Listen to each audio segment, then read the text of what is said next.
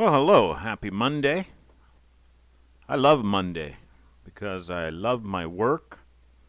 I love what I do. I love my life. I love the people in my life.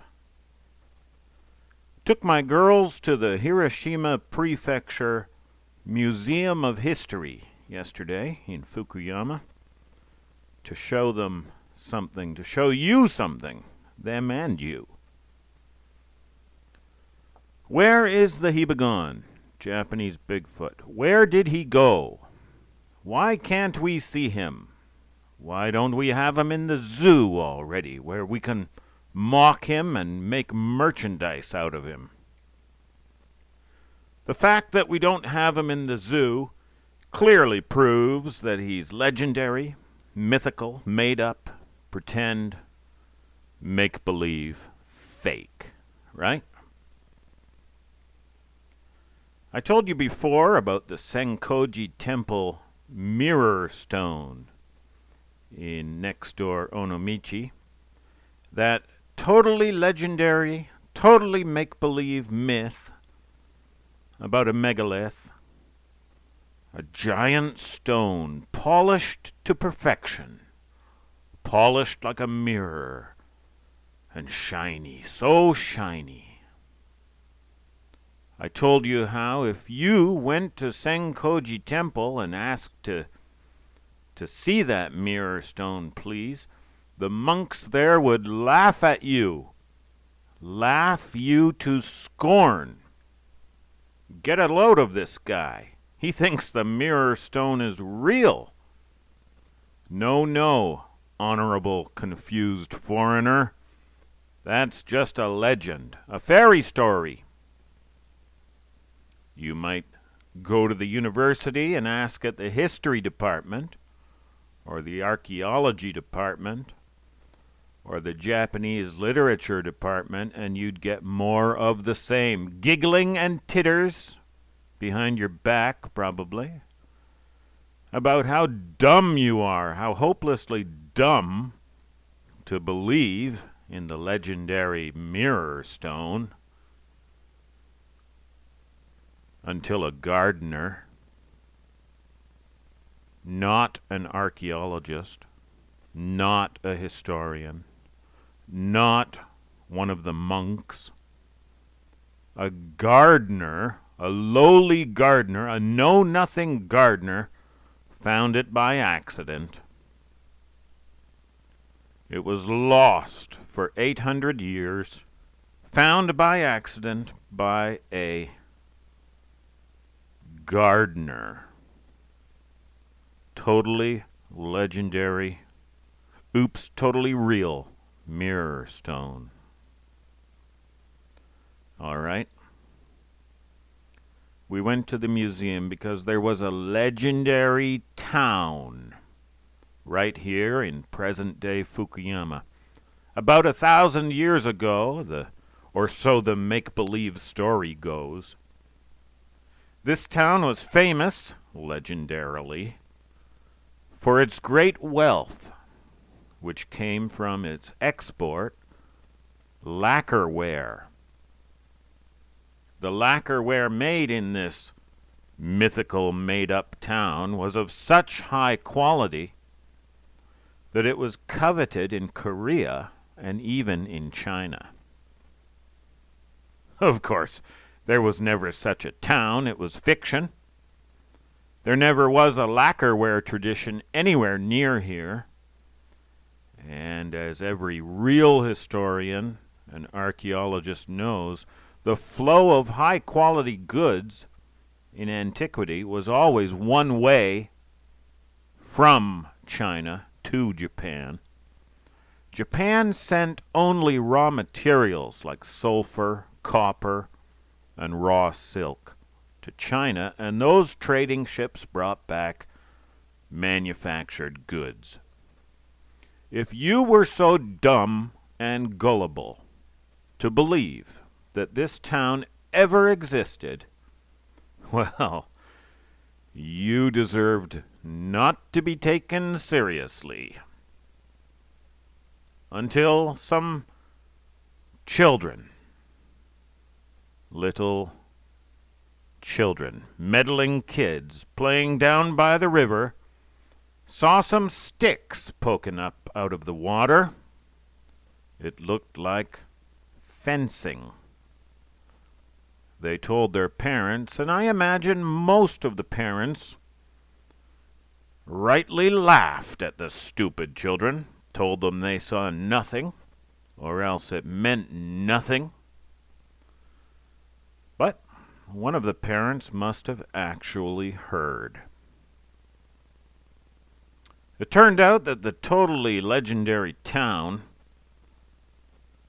turned out that it was a real town. Here's a sample reproduction in the museum. It was only lost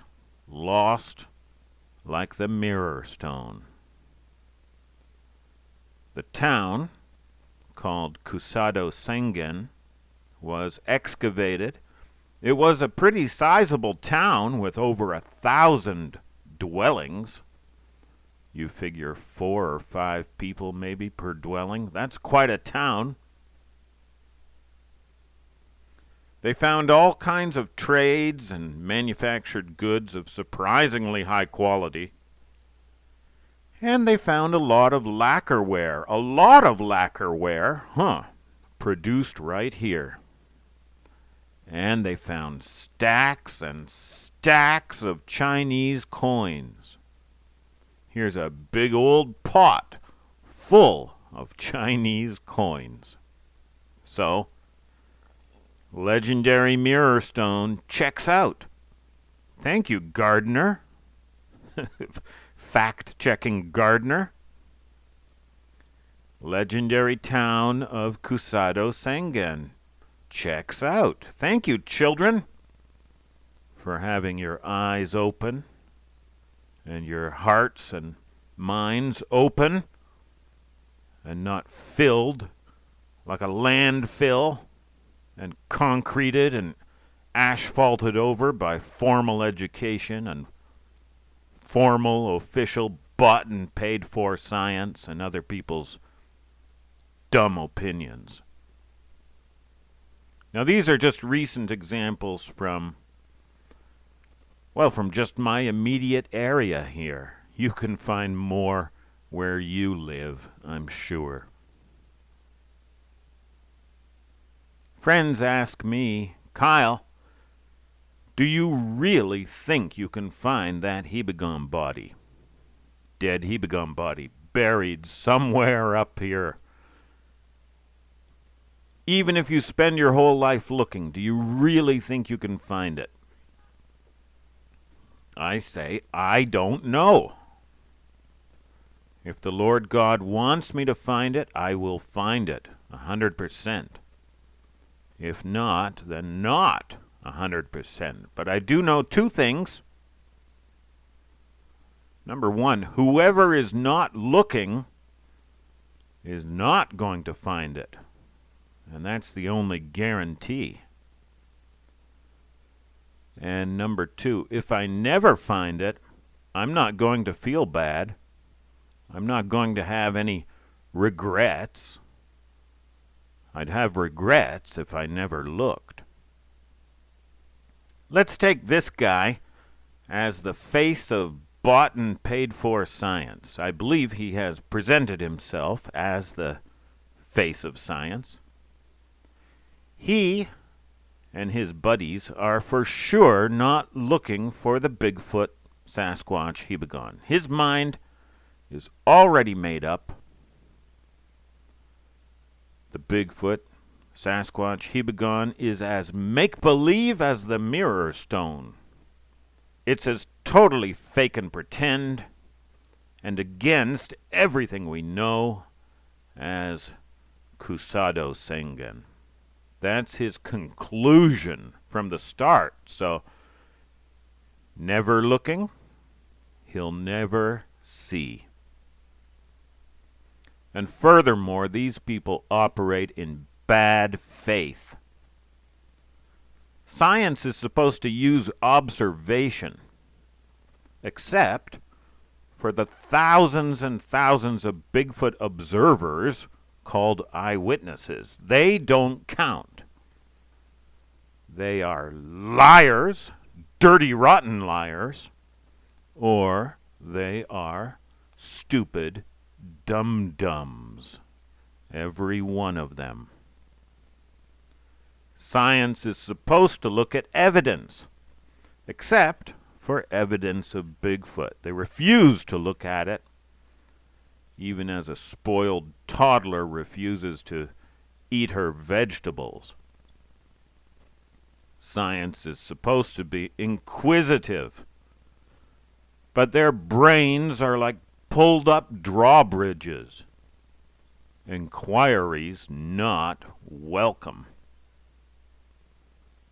Science is supposed to be open to all, but they've made it a closed shop and a monopoly. So, leaving aside the physical weakness and limitations of man, Japan is 73% uninhabitable, remember, uninhabitable and inaccessible. We are confined to our areas, and the Hibagon is free to roam around most of the country. And what are you going to do about it? What am I going to do? Nothing. Try as I might. You can't go off trail in this mountainous country, and I have trouble even staying on the trail, as you have seen. Leaving aside our dullened senses, leaving aside the advantages that the Hibagon or Sasquatch has over a giant rock, or their advantages over a fair-sized town, the Hibagon has several advantages over them, in my amateur, unqualified opinion. Leaving aside their total superiority over us, overwhelming superiority, leaving all of that aside, most of us are never going to find them because most of us are not even looking. And what's worse, most of us are actively discouraging the few of us that are, with mockery, ostracism, appeals to authority, and specious arguments, and turning many away. But not turning me away. My name, Kyle, means stubborn ass. Stubborn ass, in the biblical sense of ass. You can ask anyone who knows me. There are only 3 valid opinions on Bigfoot. You know it's real because you've seen one. That's valid. You believe it's real because all of the evidence has persuaded you. That's valid. You don't know. Doubtful or not, you don't know. Bully the rest of us as much as you like. Call us names. You still don't know. We know that we know, and we know that you don't know. You hardly ever even know what you're talking about. You've hardly ever even looked into it. Your mind is made up. You don't like broccoli, and you're never going to try it. Okay, we get it. But you're getting a little too old for this. You look foolish. Moving goalposts. We need a body. Hey, here's a body. Photoshop. Really? I didn't think so. I'll sure be disappointed if it is. But show me where. Show me how. Fake. Well, hang on. No, come and sit down and talk with me. Shill. If your mind is made up against this and you're sniggering at the rest of us, you invalidate yourself. You're being childish. you're unscientific, you're arrogant, you're rude, you're deliberately ignorant, you're blind because you blind yourself. I'm not sorry for you. And you make all of your learning of no effect. You need to work on these things. You need to earn a place at this discussion. And you owe an apology to every eyewitness, everyone who's seen clear signs in the woods, everyone who's been scared out of the woods, and everyone that you've insulted for just having a different opinion than you. Until then, until you can behave, you sit at the reject table in the basement. Not the kiddie table. My kids are scientific and they have excellent manners. They sit with us grown-ups. Okay, some of these photos need comments. This is a talisman. The superstitious villager would stick it in the earth outside his house to keep the evil spirits away. Or maybe the Hibagon. These are pieces of mirrors, more lucky charms or amulets.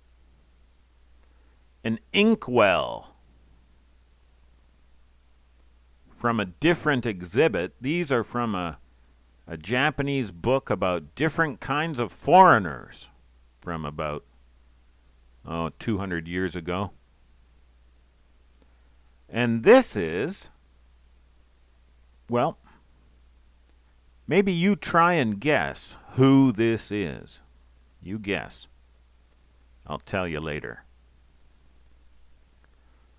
And finally, I had a meeting. I had a sit-down meeting with the museum director, or curator, whatever his title, the boss, the museum boss.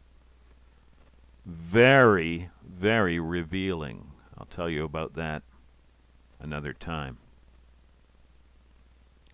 Now, it's mailbag time. Smorgasbord asks about that fungus smeared or painted, I do believe, by a Hibagon on that fabricated Y-shaped tree.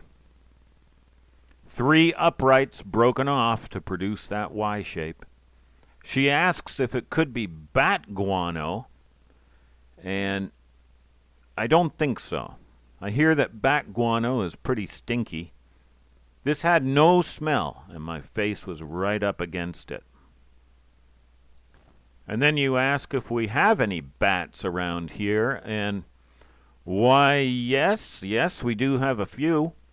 Fukuyama Castle is on a hill, and the original name of that hill was Komoriyama, meaning Bat Mountain. Bat Mountain. That was the name of this city, Bat Mountain. At some point, the city fathers decided to change the name to Blessed Mountain, or probably more in line with their beliefs, Lucky Mountain. They probably felt it would be more attractive. The city logo is, however, still a bat. And if you think this logo looks familiar, Universal Studios thought so too. But if they were worried about copyright infringement, it might be they who should have been worried. This place was Bat Mountain and had the bat logo long before Batman. But anyway, Fukuyama City and Gotham City formally became sister cities earlier this month. That's yet another reason to live here and love it here, as if we needed another. We have reasons coming out of our ears. Okay, beautiful Monday here. I have my windows open. Lovely spring day. 12 degrees C, 53 American. Don't let the bullies bully you. Be brave. Love life. Love your loved ones. And I love you too. Oh, if you want to know where Kumano Sengen was, it was on this sandbank in the Ashita River. This sandbank used to be bigger, but it was an island sandbank. And why would you want to build your town on sand, first of all, and then on a sandbank in a river that floods every year? I wonder if it could have been for protection against wild predators. But Japan doesn't really have any wild predators. At least not officially. I've told you this before. People here go missing on the west side of this river. They don't go missing from downtown or anywhere on the east side. Something to think about.